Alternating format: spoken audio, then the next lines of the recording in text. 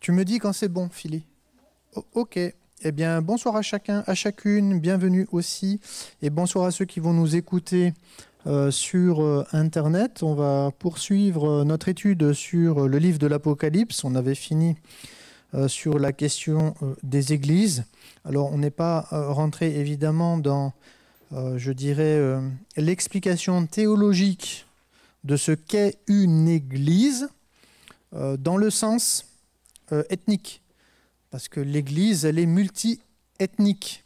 Hein, c'est une multitude. Alors, on avait parlé de ça par rapport à Abraham. Ce sera le père d'une multitude. Mais évidemment, dans cette perspective, nous devons la comprendre sous le regard suivant. C'est que les non-juifs, comme les juifs, ont tous été enfermés sous, quelque part, l'emprise du péché. Amen. C'est vrai ? Ce que disent les Saintes Écritures. Pourquoi ? Pour que ce soit par la même grâce que nous ayons accès à ce privilège d'être la communauté des saints. Amen. C'est-à-dire l'Église.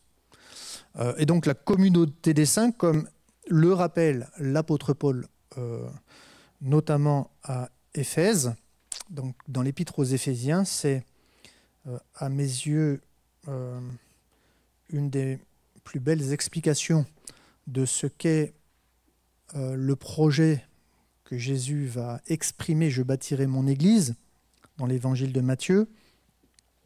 Et l'apôtre Paul exprime ce projet lorsqu'il déclare que Jésus, à travers l'œuvre de la croix, a détruit le mur d'inimitié qui nous séparait, donc les non-juifs des juifs, pour faire de nous un seul corps. Amen. Et ce corps, c'est le corps de Christ, c'est l'Église. Et c'est en lui que tout l'édifice, bien coordonné, bien ajusté ensemble, s'élève pour être un temple saint dans le Seigneur. Nous étions jadis éloignés, nous, les non-juifs, mais nous avons été rapprochés. Et nous ne pouvons pas oublier que l'Église est l'Israël de Dieu, non pas un nouvel Israël, mais dans l'identité d'Israël, comme dans l'identité de l'homme, il y a sa dimension terrestre et sa dimension céleste. Mais comme le dit Paul, malheureusement, tous ceux qui sont juifs dans la chair ne le sont pas forcément dans l'esprit. Les juifs ont une circoncision, une marque d'appartenance dans la chair. Mais pour nous, la marque d'appartenance, pour les juifs comme pour les non-juifs, c'est la circoncision du cœur. Et c'est ça qui réellement définit l'identité de celui qui est, je ne vais pas dire greffé, mais pour les non-juifs, greffé, et pour les juifs, qui sont restés attachés à la foi et à l'espérance d'Abraham.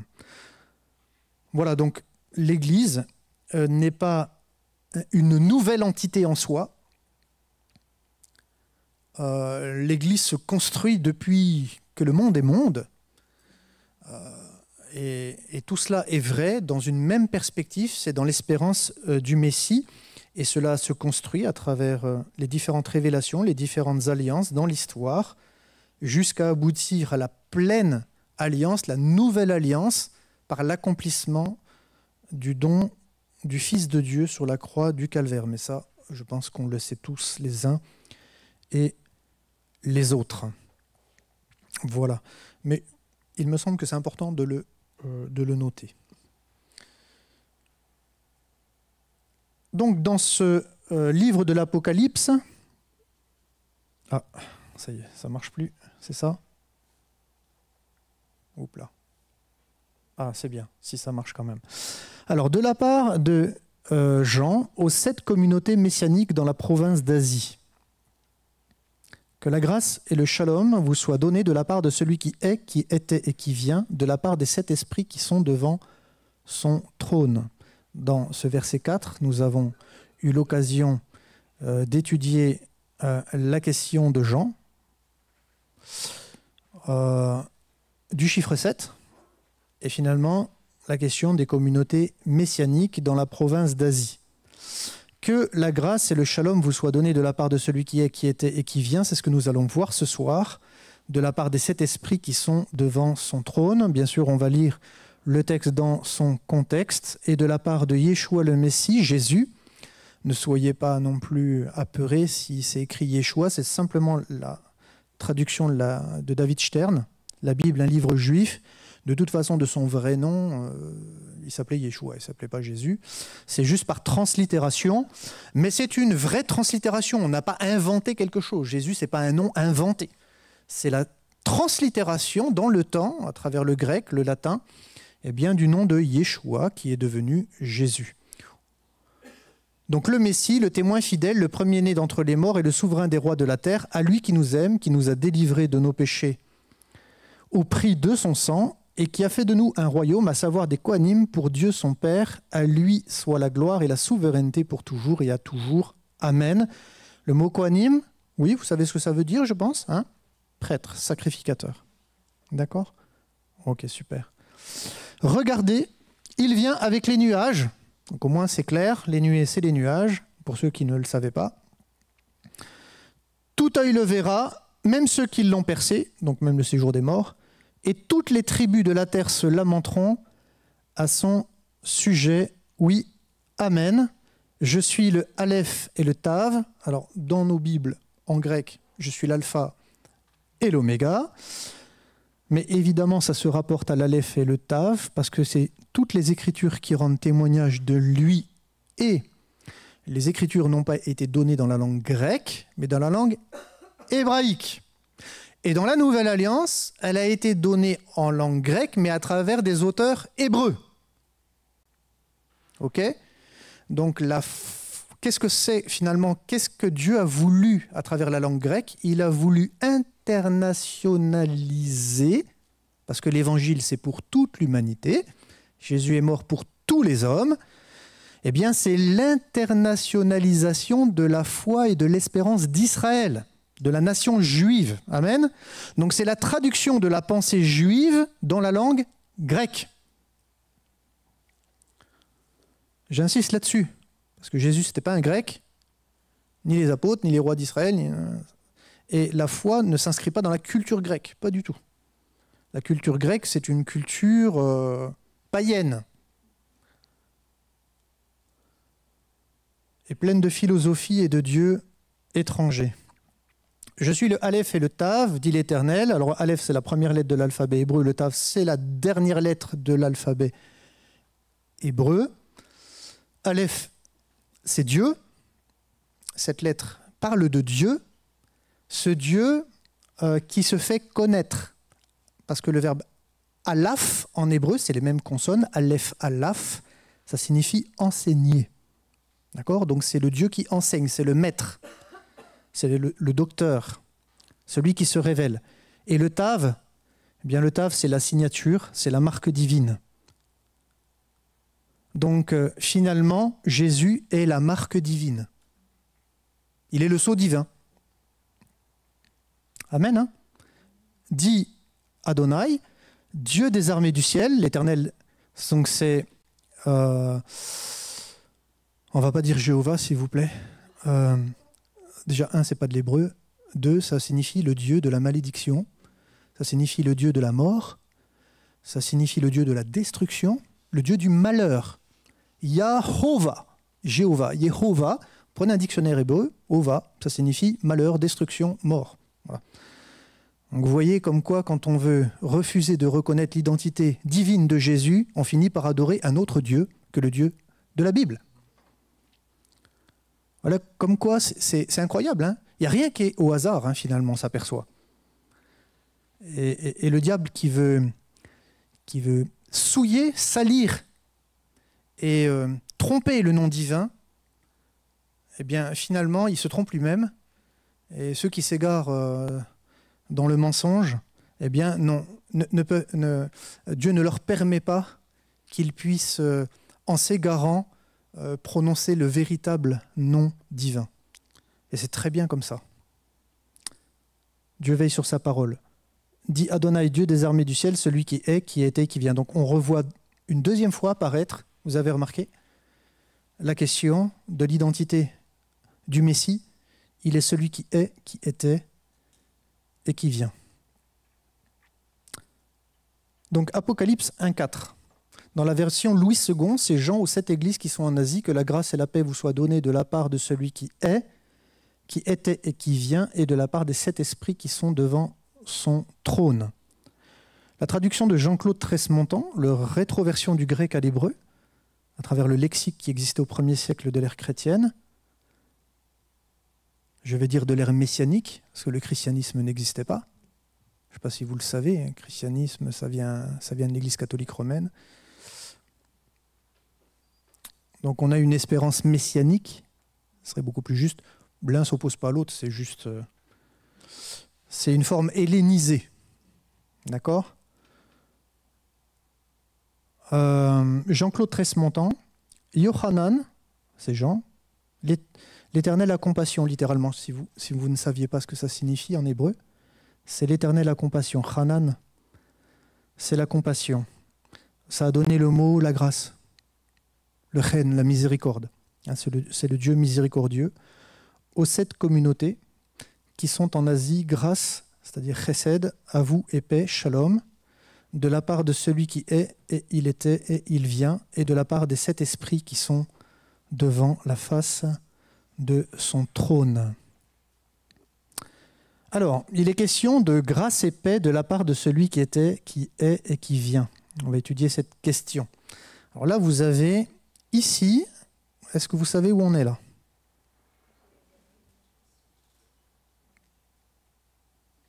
On est à Jérusalem. Ici, vous avez le Kotel à Maravi, c'est-à-dire vous avez le mur occidental de soutènement de l'esplanade du temple. Et là, vous avez... Non, alors, ouais, non, là, vous avez Al-Aqsa, et là, vous avez la mosquée d'Omar, c'est juste, c'est ça, le dôme du rocher. Ouais. Alors là, vous avez un grand rassemblement, vous avez vu, là, il y a une foule immense. Hein. Ici, on a une fête de l'Éternel, quand le peuple juif se rassemble. J'ai pris quelques photos. Alors, la grâce et la paix. C'est une Pourquoi j'ai pris cette photo-là ? Quand on veut expliquer la grâce et la paix, vous remarquez que tous les auteurs des textes de la Nouvelle Alliance commencent leurs épîtres, comme Paul notamment, abondamment, Pierre, que la grâce et la paix vous soient données, etc. Donc on retrouve cette formulation, Pierre, Paul, je crois Jacques, ici Jean, on retrouve toujours cette formulation. Cette formulation, elle n'est pas hasardeuse, mais c'est tout simplement lié, et vous le savez, à la bénédiction des sacrificateurs, qui s'appelle en hébreu la Birkat Kohanim. Nous la retrouvons donc chez tous les auteurs des textes de la Nouvelle Alliance. Alors, les prêtres, donc les descendants du grand prêtre Aaron, frère de Moïse, sont invités à bénir le peuple juif. On a déjà prêché sur cette question et vous pouvez retrouver cet enseignement sur notre chaîne YouTube. Donc je ne vais pas trop rentrer dedans, mais quand même. Donc c'est une mitzvah, c'est-à-dire c'est un commandement. Dieu l'a ordonné. Les prêtres doivent bénir. Dieu est vraiment le Dieu de la bénédiction. Je ne sais pas si vous le savez, mais quand on étudie la conjugaison hébraïque, il y a une forme verbale qui est le volutif. Vous ne connaissez pas ? D'accord. Le volutif, c'est quoi ? Ça exprime une volonté absolue, divine. Et quand il est écrit dans le texte biblique, notamment par rapport à Abraham, toutes les familles de la terre seront bénies en ta postérité. En fait, en celui qui naîtra de ta postérité, il est question du Messie, dans le texte biblique hébraïque, qui n'apparaît pas forcément dans notre traduction, parce que c'est simplement marqué ta postérité. En réalité, c'est celui qui naîtra de ta postérité, donc il est question du Messie à travers la postérité d'Abraham. Et je bénirai celui qui te bénira, je maudirai celui qui te maudira. Eh bien, là, on a affaire à un volutif. C'est-à-dire, ça veut dire quoi ? C'est je veux réellement, j'ai l'intention, je suis déterminé à bénir, c'est ce que je vais faire. Et je te le dis d'une manière solennelle, je bénirai, je vais bénir celui qui te bénit, mais il est clair que je vais maudire celui qui te maudit. Vous savez, ce sont des lois spirituelles. Quand on partage, comme j'ai pu partager la parole de Dieu dimanche dernier, je crois que c'était sur le thème les pluies des premières et de l'arrière-saison, nous on s'attend à un grand réveil mondial. Mais quelle est l'attitude des nations de ce monde vis-à-vis du peuple juif? Plutôt hostile, hein? Non? Méchante? Violente? Elle renverse même la notion du bien et du mal, parce que Israël qui est attaqué devient le coupable. Il n'a pas le droit de se défendre. Donc c'est quelque chose qui est terrible, et honnêtement, vous croyez que Dieu, certains vous diront on n'est plus sous la loi, on est sous la grâce, mais ça c'est une fausse théologie. Mais Dieu tient compte de ses promesses. Il y a des lois spirituelles, et ça fait partie d'une loi. Il ne faut pas s'attendre à ce que les nations soient bénies par Dieu, alors qu'elles maudissent Israël. C'est impossible, parce que Dieu ne va pas renier sa parole. Il accomplit sa parole. Et je crois que certains vont être surpris des temps que nous allons vivre, et surtout en France. Parce qu'en Europe, on est dans une résurrection de l'Empire romain, je ne sais pas si on le mesure à sa juste valeur, vous avez vu, de plus en plus, on va effacer l'identité des États européens pour un État supranational, européen. Je crois qu'on en a un d'ailleurs qui convoite un peu cette position.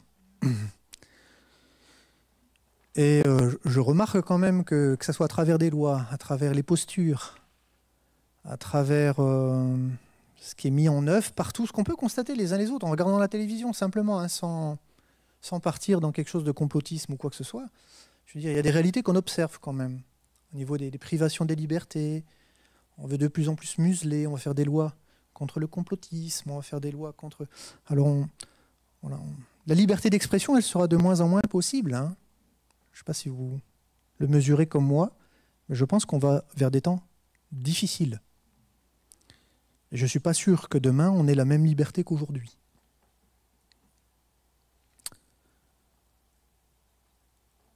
Donc là, on est dans une foule, c'est des Israéliens, c'est le peuple d'Israël qui se réunit. Et ici, on est dans un temps, ça s'appelle la Birkat Kohanim. Donc le peuple juif se réunit lors des fêtes de l'Éternel. Et vous avez énormément de rabbins qui occupent ces positions. Au plus près du Kotel, vous avez... Aujourd'hui, on sait qui est le souverain sacrificateur en Israël. Il faut savoir qu'on a remonté la lignée de Aaron, et on sait exactement, aujourd'hui, c'est prêt, on sait qui, si le temple était reconstruit, on sait qui occuperait cette position au sein du peuple juif. Et donc, lorsqu'il y a le peuple qui se réunit, il y a cette bénédiction qui est chantée en Israël sur tout le peuple juif qui se rassemble autour de leur Dieu. Vous savez que le Dieu d'Israël, c'est le nôtre aussi. Ils ne sont pas dans l'idolâtrie.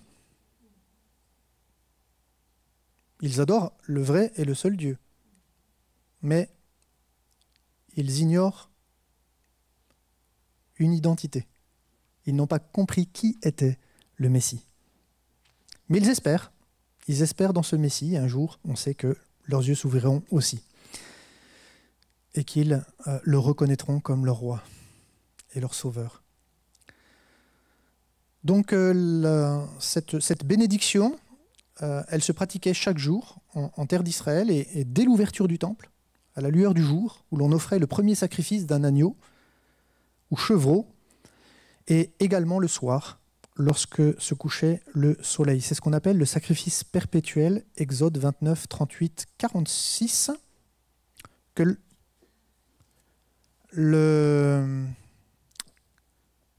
le prophète Daniel, au chapitre 9, versets 24-27, va parler de celui qui vient. Il y a le Messie qui doit accomplir la rédemption éternelle par son sacrifice. Il doit expier les péchés, amener la justice éternelle. Vous connaissez la prophétie de Daniel 9, 24-27.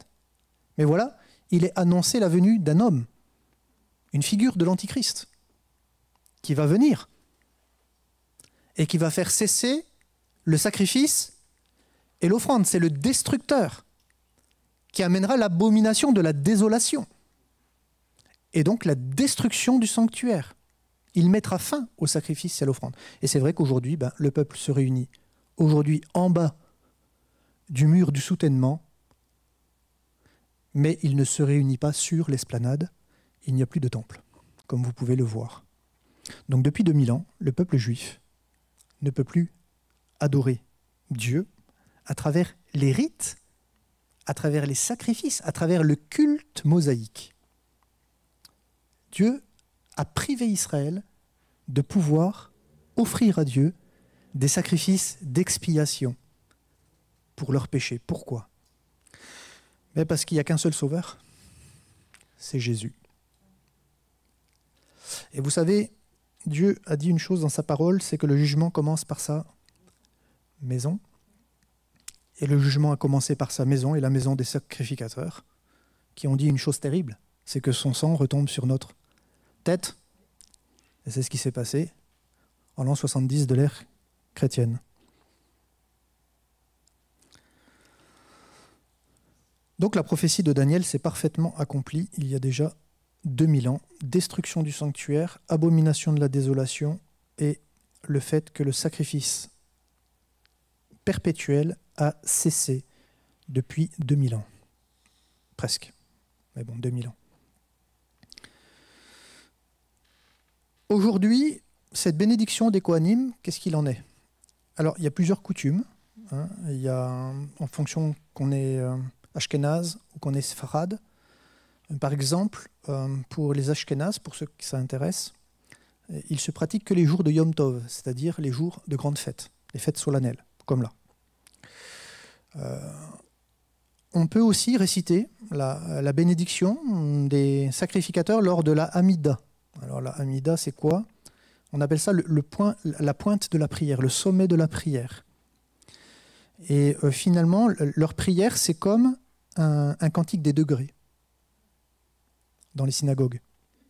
Et donc on rappelle les sacrifices à travers des chants, c'est-à-dire des versets bibliques qu'on va chanter à Dieu, au Dieu d'Israël, des versets de louange aux bénédictions du Shema Israël Adonai Eloheinu Adonai Echad, et on appelle ça comme un chemin initiatique spirituel jusqu'à franchir, à leurs yeux, le portique supérieur qui est dans la pensée.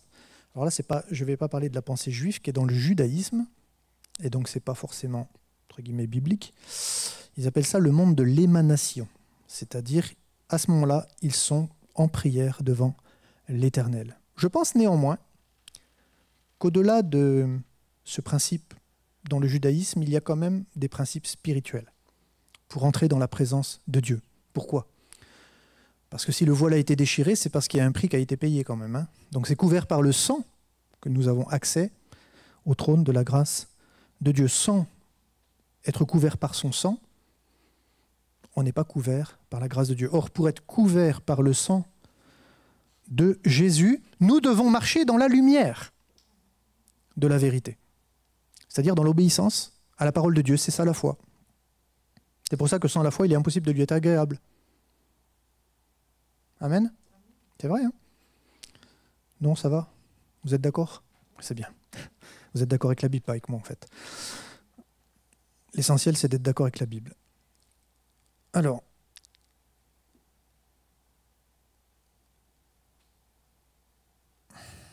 qu'est-ce qu'on peut dire d'autre ? Alors, comment se pratiquait la Birkat Kohanim avant de procéder à la bénédiction ? Et vous allez voir, c'est quand même quelque chose d'incroyable. Eh bien, les prêtres enlèvent leurs chaussures comme Dieu va l'ordonner à Moïse dans Exode chapitre 3, verset 5. Ôte tes sandales, parce que la terre sur laquelle tu te tiens, c'est une terre sainte. Pourquoi ? Parce que la présence de Dieu sanctifie le lieu où il se manifeste. Donc ça veut dire que nous, on a désacralisé nos lieux de culte, parce que le catholicisme avait sacralisé à outrance le lieu de culte. Mais c'est un tort. Alors, ce n'est pas un tort de ne plus être dans l'excès, Mais c'est un tort d'être dans l'excès inverse. Allez, on colle la chewing-gum sous les chaises. On laisse tomber un bout de papier. Tiens, toc, quelqu'un le ramassera. La poubelle est renversée dans le couloir. Bon, c'est pas grave. On ne prend pas soin, par exemple, des toilettes. Le ménage. Vous savez, moi je crois que ce lieu est saint parce que Dieu il habite en nous et qu'on est réunis. Et donc Dieu est là. Et parce qu'il est là, ce lieu est sanctifié. Parce que vous êtes là dans ce lieu. Amen. Mais je crois que ça, l'Église elle a peut-être besoin de... Je ne parle pas d'ici spécifiquement, pardonnez-moi. Croyez pas que je fais le procès de quoi que ce soit. Mais j'observe que de moins en moins, on prend soin des lieux de culte. C'est comme devenu... C'est annexe, c'est qu'un outil. Ben, je trouve que c'est dommage. Parce que ça renvoie quand même une image. Moi, je ne sais pas ce que vous en pensez. Surtout pour ceux qui ne connaissent pas Dieu. Alors, ils vont enlever leurs chaussures, ils le cachent sous un banc, et puis les Lévi'im, les fils de Lévi, ou les premiers-nés, leur lavent les mains rituellement au sacrificateur, comme avant de manger le pain. C'est-à-dire, ils doivent réciter les mains pures, les mains lavées. Et là, les Kohanim prennent alors place. Il y a comme une arche sainte où se rangent les rouleaux de la Torah. Je ne sais pas si vous avez déjà vu ça dans les synagogues. On ouvre. C'est protégé, hein, derrière deux portes. Vous avez les rouleaux de la Torah. Là, les fidèles se tiennent devant eux et non derrière eux. Ils se tiennent devant eux et non derrière eux. Et les Kohanim, seulement à ce moment-là, vont réciter la bénédiction. C'est quoi la bénédiction? C'est ici, on a déjà donc eu l'occasion d'étudier cette question lors, il me semble que c'était à l'occasion de la nouvelle année. Quand on est passé à la nouvelle année, j'avais à cœur de vous apporter ces paroles. Mais c'est des paroles que finalement tous les prédicateurs, on pourrait donner et adresser à l'Église à chaque fois qu'on se rencontre. Hein? Que Dieu te bénisse et qu'il te garde. C'est quand même beau ces paroles. Hein? Que Dieu éclaire sa face vers toi et qu'il te prenne en grâce. Que Dieu tourne sa face vers toi et qu'il te mette la paix, qu'il t'accorde la paix. Donc c'est lui qui la communique, évidemment, vous avez compris le sens de cette parole. Alors là, vous voyez, si on zoome dans ce rassemblement-là, vous avez les Kohanim, ils ont la tête couverte d'un talit. Un talit, c'est un châle de prière. À l'exemple de Moïse, il ne faut pas croire que tout est fait comme ça, dans le pur hasard. Ils n'ont rien inventé. Hein. C'est pourquoi à l'exemple de Moïse? Parce que Moïse, il s'est couvert la tête. Tellement il rayonnait de la gloire de l'Éternel. Exode chapitre 3, verset 6. Afin que les fidèles ne voient pas son visage. Alors eux, ils font la même chose. Ils se recouvrent la tête d'un talit afin que les fidèles ne voient pas leur visage. Et les fidèles se recouvrent aussi la tête d'un talit, comme vous pouvez le voir, ou prennent place sous le talit d'une autre personne. On peut être 2 ou 3 sous un talit. C'est préférablement sous celui de leur père, qui est l'autorité familiale. Et le chazan, c'est l'officiant, va réciter chaque mot des 3 bénédictions que nous avons lues ensemble. Les Kohanim les répètent en chantant, c'est-à-dire qu'à la fois, il y a le chazan, l'officiant qui va répéter les mots, et à la fois, vous avez les sacrificateurs, les prêtres qui les répètent en chantant, et puis ensuite c'est tout le peuple en chantant, et les fidèles répondent « Amen » après chaque bénédiction. Bon, de toute façon, on ne peut être que d'accord avec ça. Hein. On a envie que de les vivre, ces grâces et ces bénédictions. Amen. Et la répétition de cette expression, la grâce et la paix, comme introduction à l'ensemble de chaque lettre, signifie que la nouvelle alliance est l'accomplissement de la Birkat Kohanim, de la bénédiction des prêtres, mais à travers le don de Jésus comme roi et sauveur du monde. Amen. C'est beau ça, hein? Et donc, la grâce et la paix, c'est une réalité que Dieu veut donner de la part, pas de n'importe qui, c'est-à-dire que c'est dans la personne de celui qui était, qui est et qui vient. Alors cela nous renvoie directement à la révélation du « je suis », qui je suis, en hébreu « hehiye » « asher » et « hehiye », lorsque Moïse rencontrera l'Éternel, lui apparaissant dans un feu brûlant qui ne s'éteint point, au milieu d'un buisson, le buisson ardent. Alors on retrouve cet épisode dans Exode, chapitre 3, et au verset 5 et 6, Dieu dit « Ne t'approche pas plus près, ôte les sandales de tes pieds, car le lieu où tu te tiens est une terre sainte. »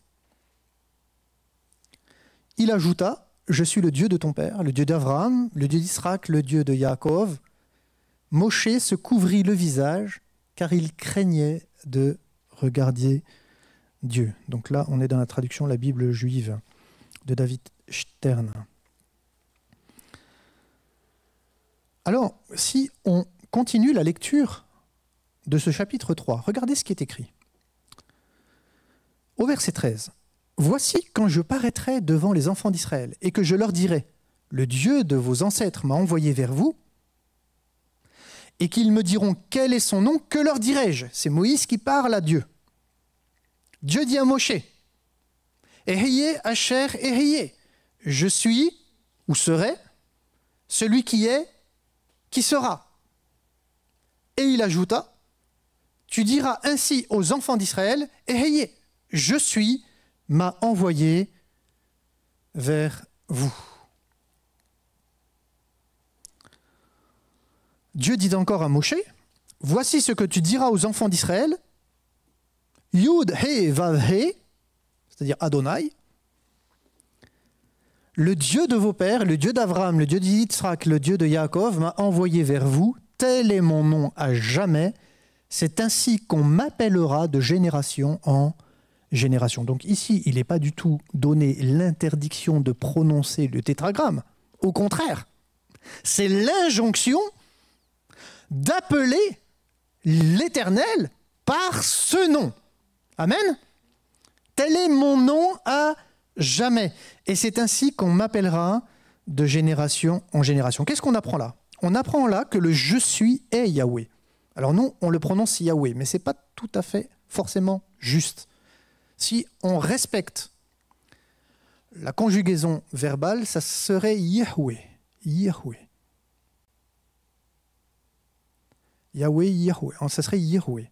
Si on respecte la conjugaison hébraïque, il suffit de prendre une grammaire juive. Surtout hébraïque, pardonnez-moi. Une grammaire hébraïque. Ce qui est intéressant, c'est le contexte de la révélation du tétragramme qui est le « je suis » s'intègre dans la révélation du salut d'Israël. Pourquoi? Parce que dans ce moment où Dieu va rencontrer Moïse, qu'est-ce qui se passe? C'est Dieu rencontre Moïse pour lui parler d'un programme, d'une mission. Et la mission, c'est de sauver son peuple. Dieu veut sauver son peuple. Dieu veut libérer Israël de l'esclavage de l'Égypte. C'est-à-dire que la révélation du « je suis », du tétragramme sacré, du nom le plus sacré de Dieu, la révélation de ce nom s'intègre à la mission du salut. C'est important pour nous, par rapport à une personne, c'est-à-dire Jésus. Parce que dans l'évangile de Jean, Jésus dit qu'il est « je suis ».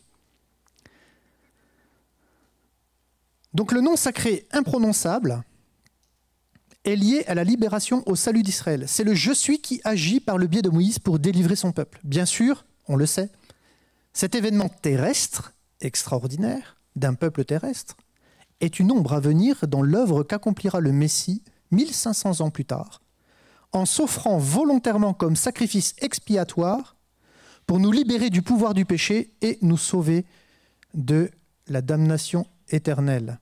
Ainsi en est-il de l'évangile de Jean, dont l'auteur est probablement le même que le livre de l'Apocalypse, du dévoilement. L'évangéliste rapporte les paroles et les actes de Jésus qui témoignent de sa messianité et son identité comme étant Yud He Vav He, c'est-à-dire le « je suis » se révélant à Moïse dans le désert. Jésus n'est autre que le « je suis ». Amen. Ainsi, Jésus déclare qu'avant qu'Abraham fût, « je suis ». Jean 8, 58. Jésus se présente ainsi dans l'évangile de Jean comme « je suis le pain de vie » ou le pain qui descend du ciel. Il y a 6 références. Jean 4, 26 par exemple et Jean 6, 48, je vous donne 2 références. Pour ceux qui veulent noter. Je suis la lumière du monde. Alors quand je suis le pain de vie, c'est lié à la manne dans le désert. Je suis la lumière du monde. C'est lié au premier jour de la création. Au commencement que la lumière soit. Jésus dira, donc ça c'est Jean 8, 12 et 12, verset 46. Jésus dira, je suis d'en haut. Je ne suis pas de ce monde. Ce je suis, il est divin, il est céleste, il est glorieux. Jean 8, 23 ou 17, 11. Il dira, Jésus, c'est de Elohim que je suis sorti et que je viens. Alors nous, on a traduit ça dans la Bible, dans nos Bibles, c'est de Dieu que je suis sorti. Littéralement, c'est de Elohim que je suis sorti et que je viens. Jean 8, 42 ou 16, 27. Jésus dira, je suis la porte des brebis. Jean 10, 7, 9. Je suis le bon berger. Jean 10, 11, 13. Je suis le Fils de Dieu. Jean 10, 36. Jésus dit, je suis dans le Père. Jean 10, 38, 14, 10, 17, 21. Jésus dira, je suis la résurrection et la vie. Jean 11, 25. Il dira, je suis maître et seigneur. Littéralement, il dit, je suis Yud-He Vav-He. Il le dit dans Jean 13, verset 13. Dans Jean 14, 6, il dira, je suis le chemin, la vérité et la vie. Dans Jean 15, 1, il dira, je suis le vrai cep. Dans Jean 16, 28 et 17, 8, il dira, je suis sorti du Père. Et dans Jean 18, 37, 19, 21, il dira, je suis roi. Amen. Donc on voit que l'évangile de Jean a pour finalité de révéler que Jésus est le « je suis », c'est-à-dire Yud-He Vav-He, accomplissant une œuvre qui va au-delà des réalités de la terre, parce qu'elle concerne les réalités célestes. Et c'est pour ça que parfois il y a une confusion quand on dit « mais on va au ciel » quand Jésus revient. On va revêtir notre dimension céleste. Ouais, totalement. Parce que quand il va revenir en gloire, ça sera le ciel sur la terre.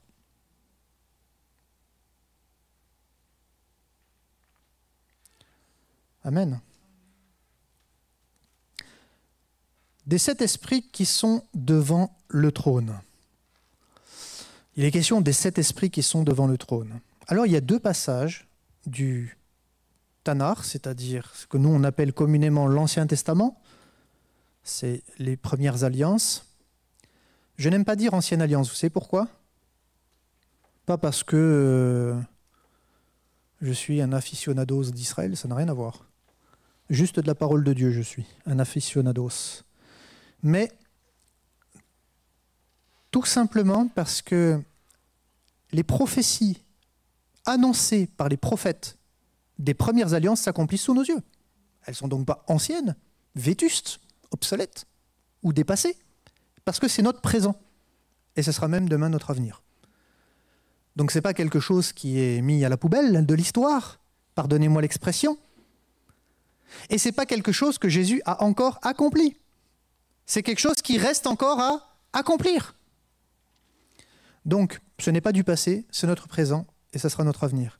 C'est pour ça que je n'appelle pas les textes du Tanakh l'Ancien Testament, c'est les premières alliances, des alliances qui sont autant d'étapes qui nous conduisent à la nouvelle alliance. Amen.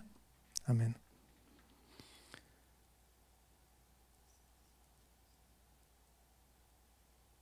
C'est pour cette raison d'ailleurs que, je ne sais pas si vous savez, mais quand on parle de Brit Hadash en hébreu, la nouvelle alliance, Brit Hadash, Hadash, en hébreu nouveau, nouvelle, Hadasha c'est nouvelle, nouvelle alliance, Brit Hadasha. Quand on parle de ce terme hébraïque, il faut savoir que c'est un renouvellement. Ce n'est pas que quelque chose de nouveau qui n'a rien à voir avec le passé. Vous savez, comme un cheveu qui tombe sur la soupe, oh, c'est là. Non. Ça a été annoncé. Ça a été prophétisé. Il y a un peuple qui est entré dans une révélation. Il y a un peuple qui a été porteur de cette révélation. Et il y a des alliances que Dieu établit à travers ce peuple. Et qui aboutissent à l'accomplissement de la promesse de la rédemption. C'est pour ça que la nouvelle alliance, Brit Hadasha, dans la pensée biblique, qui est une pensée juive. Pourquoi? Parce que l'identité d'un peuple se fonde sur ses écrits. Mais ce qui fonde l'identité d'Israël, c'est quoi? C'est la Bible.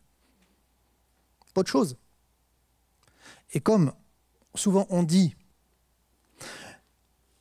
dans le livre de la Genèse, c'est le récit de la création. Dieu, finalement, nous parle de la création du monde. Non, non, le livre de la Genèse, ce n'est pas la création du monde. C'est la création d'un peuple. C'est la création du peuple juif, qui sera porteur et la matrice de la révélation dans ce monde. C'est pas pareil. Le récit de la création, c'est 3 chapitres. Tout le reste est consacré à la construction d'un peuple, à l'élection d'un peuple. Amen.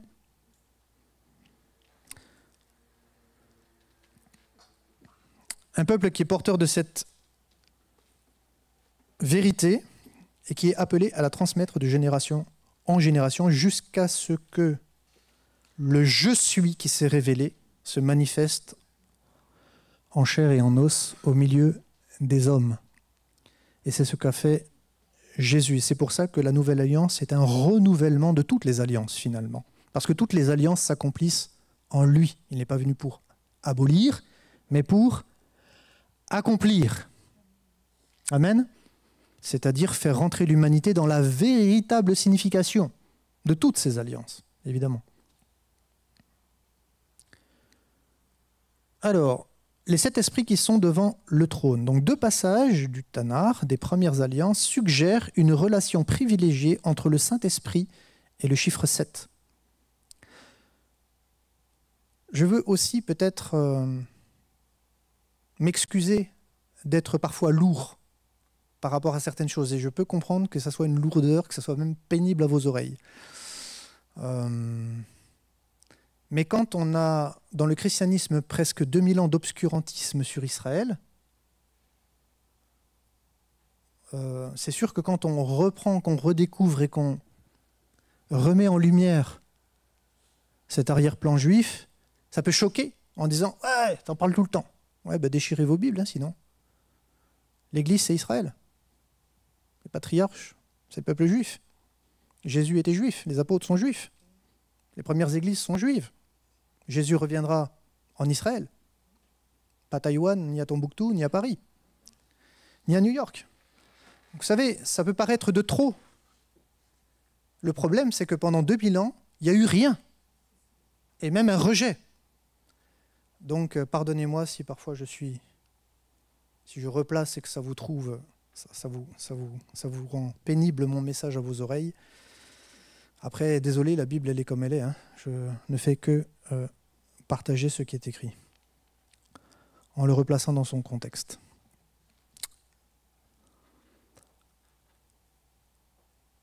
Après, un homme ne peut donner que ce qu'il a reçu. Désolé, c'est ce que j'ai reçu. Bon. Tant que vous m'acceptez, je resterai. Bon. Le jour où j'aurai des cailloux, ben, je partirai. Mais pour l'instant, j'ai des oranges. Les frères et sœurs sont gentils ici avec moi. J'ai des citrons. Ils me nourrissent bien. Ils prennent bien soin de moi et je bénis Dieu d'être en Corse. Je ne sais pas s'ils bénissent Dieu de m'avoir avec eux, mais en tout cas, je bénis Dieu d'être là. Ouais, c'est un privilège pour moi, hein, je vous le dis. Et pas parce qu'il y a du sable. Hein. Parce que pour moi, je trouve que vous avez une belle identité. Voilà, vous êtes un beau peuple. Eh oui. Grâce à Dieu, d'une certaine manière. Ben oui, bien sûr. Et que vous êtes vous avez un certain privilège. Peut-être vous ne mesurez pas sa juste valeur, mais le décalage qui existe entre l'évolution de la société sur le continent et ici vous protège. Vous protège. Oh là là, vous protège et au-delà que vous pensez. Hein. Bon, après, les jeunes générations, vous avez remarqué, ils rattrapent le retard, on a l'impression. Hein, mais bon. Mais quand même, merci Seigneur, parce que tu as quand même relativement protégé la Corse de bien des choses. Même si, à la finalité, on sait bien que Satan exercera sa domination largement. Donc des 7 esprits qui sont devant le trône, ça nous fait penser à quoi? Alors il y a 7, le chiffre 7, mais on en a déjà parlé, c'est-à-dire la totalité de l'esprit. Évidemment, il est question de la personne du Saint-Esprit. Ce n'est pas qu'il y a 7 Saint-Esprits, c'est qu'il y a un Saint-Esprit, mais ce Saint-Esprit, il se manifeste Et le chiffre 7, ça nous parle de, comme je l'ai dit, c'est la plénitude, la totalité. Et par exemple, dans le livre du prophète Ésaïe, chapitre 11, verset 2, eh bien, il est question de la personnalité du Saint-Esprit, du caractère du Saint-Esprit, de la vertu du Saint-Esprit, de la personne du Saint-Esprit. Elle est explicitée à l'image du chandelier. Parce que le chandelier, il a 7 branches. Comme ici, le Saint-Esprit est amené à une réalité du chiffre 7. Les 7 esprits qui sont devant le trône de Dieu, c'est le Saint-Esprit. Et qu'est-ce qui est dit dans Ésaïe 11.2 ? L'Esprit de l'Éternel reposera sur lui, esprit de sagesse et d'intelligence, esprit de conseil et de force, esprit de connaissance et de crainte de l'Éternel. Vous trouverez de nombreuses illustrations sur Internet pour ceux qui cherchent. Sur Internet, si vous mettez candélabre ou chandelier avec les 7 esprits qui sont devant le trône, vous verrez, vous trouverez des illustrations avec ce texte du prophète Ésaïe, chapitre 11, verset 2, qui attribue 7 fonctions à l'esprit. Et c'est-à-dire que l'esprit agit dans le cœur de l'homme à travers ces 7 vérités, pour nous révéler la plénitude de Christ. Ensuite, il y a Zacharie, chapitre 4, versets 2 à 10. Alors dans le livre de Zacharie, chapitre 4, versets 2 à 10, il est encore parlé de cela. Il me dit, que vois-tu? Je répondis, je regarde, et voici, il y a un chandelier tout d'or surmonté d'un vase et portant 7 lampes, avec 7 conduits pour les lampes qui sont au sommet du chandelier. Et il y a près de lui 2 oliviers, l'un à droite du vase et l'autre à sa gauche. Et reprenant la parole, je dis à l'ange qui parlait avec moi, que signifient ces choses, mon Seigneur? L'ange qui parlait avec moi me répondit, ne sais-tu pas ce que signifient ces choses? Je dis non. Mon Seigneur, alors il reprit et me dit, c'est ici la parole que l'Éternel adresse à Zorobabel. Ce n'est ni par la puissance ni par la force, mais c'est par mon esprit. Dit l'Éternel des armées, qui es-tu, grande montagne, devant Zorobabel? Tu seras aplani, il posera la pierre principale. C'est encore l'espérance messianique, ça vous l'avez compris, je pense. Donc c'est Jésus, la pierre de l'angle. Au milieu des acclamations, grâce, grâce pour elle. La parole de l'Éternel me fut adressée en ces mots. Amen. Donc on voit que dans ces textes-là, il est question du chandelier, de l'Esprit de Dieu. Et on va le retrouver également dans les 7 lettres aux églises. Donc, bien sûr, ce sont des images qui sont utilisées, qu'on va retrouver dans le texte de l'Apocalypse en lien avec le chiffre 7 qui est associé également à l'œuvre du Saint-Esprit. Amen. Amen. Voilà ce que je vous partagerai ce soir et pas davantage. Il est 20h55, c'est bien. Je ne vais pas aller plus loin. On peut stopper la diffusion, que le Seigneur vous bénisse. Alors, si ce n'est pas encore stoppé, on peut préciser le point suivant. C'est que vendredi prochain,